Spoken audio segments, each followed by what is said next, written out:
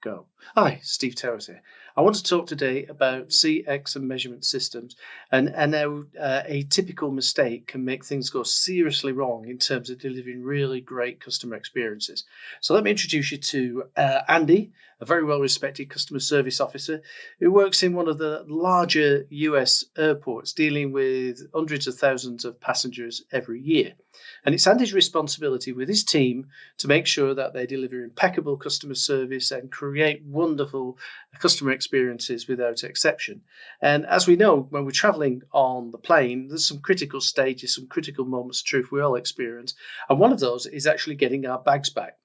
Now, to give you a bit of context, this organisation has done some great design thinking a few years ago, where they arranged it from the time you deplane to the time you actually get to the carousels. In some instances, could be less than 2 or 3 minutes. How fantastic is that? But then the challenge starts. Of course, you arrive at the carousel and it can typically take 10 or 15 minutes for the bags to arrive. So there was a significant number of complaints, and these complaints were building over time as the airport gets busier, complaining about specifically the wait time at baggage handling. So, hey, this is, and it's Andy's job. He has to get rid of these customer complaints. It's perplexing. How does you get rid of these customer complaints and create this wonderful experience? Now, especially since this metrics determined the bonus for himself and his team, you can imagine how critical to his success it was in finding a solution. So sure enough, they pondered this problem for a number of weeks. And then what if we had more baggage handlers so we could actually speed the throughput? More baggage handlers, but they would actually deal with more bags. They get the bags to the carousel. Customers would be happier and they wouldn't complain. Well, on the surface, that sounded good, but unfortunately, all that did was flatten out complaints. They stopped increasing, but they didn't decrease. So, come a point in time in this particular industry, there are experts, customer service experts. So why don't we call in a team of experts who can actually help us with this? People who've been there and done it, consultants who've got a track record in improving customer service so it becomes impeccable. So sure enough, these guys came in and they spent 2 months on the ground. They looked at every aspect of the service that was being delivered in and around baggage handling and came up with 3 proposals. Proposal number 1, perhaps if we moved the arrival gates further away from the arrivals lounge, therefore it would take passengers longer to walk from the arrival gate to the baggage carousels. And in doing that, the wait at the carousels would be less. If we could extend the wait, say 7 or 8 minutes walk, that would be great. So the recommendation here was, let's get the planes to arrive at the furthest gate from the arrivals lounge. The second one was, the signage around customer complaints. What we could do with that is we could make it really clear that if you go to customer complaints, this is how long the wait times might be. And that might be a dissuader from customers complaining. But then what about this genius idea? What we could do is we could actually move the carousels so they were even further away. They were furthest away in the arrivals lounge, and put the customer complaints desk on the other side of the arrivals lounge there again. And if we said, it's going to take you 7 or 8 minutes, and we've signed it for you, it's really clear, but it's going to take you 7 or 8 minutes to walk to the complaints desk.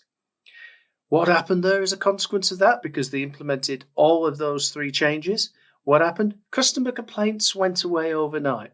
How fantastic is that? So fantastic that the consultants got a bonus. Good for them.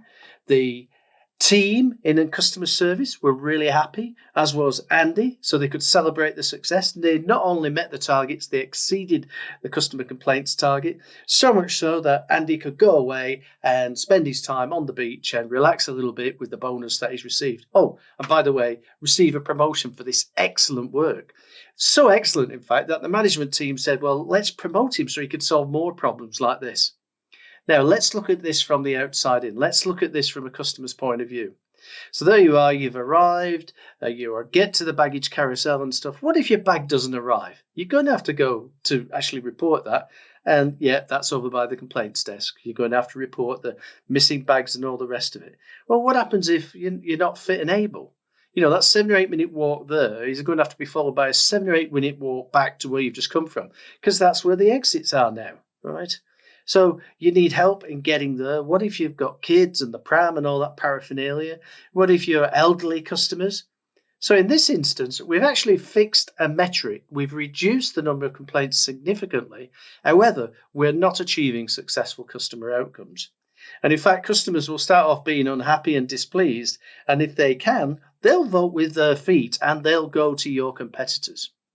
So what about this whole thing? What could we do? Well, if we focused on the customer outcome we're trying to achieve, right, and we attached our metrics to those customer outcomes, we get what some organizations have done who've become really efficient at being outside in.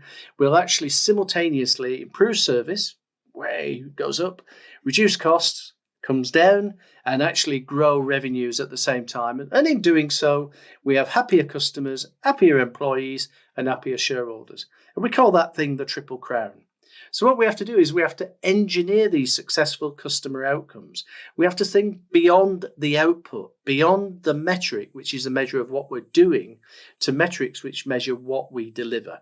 So that's really good CX practice, and those organizations who can differentiate themselves in that way are head and shoulders above the rest, who are still measuring themselves with these dumb numbers. And as it says there, if you pay people for doing dumb stuff, they'll get really smart at doing the wrong things. You want to know more? Reach out. There's some connections down there and stuff like that, and there'll be connections in and around the video. And I hope to see you again soon with another little slice of great CX. Thanks, guys. See you. Bye-bye.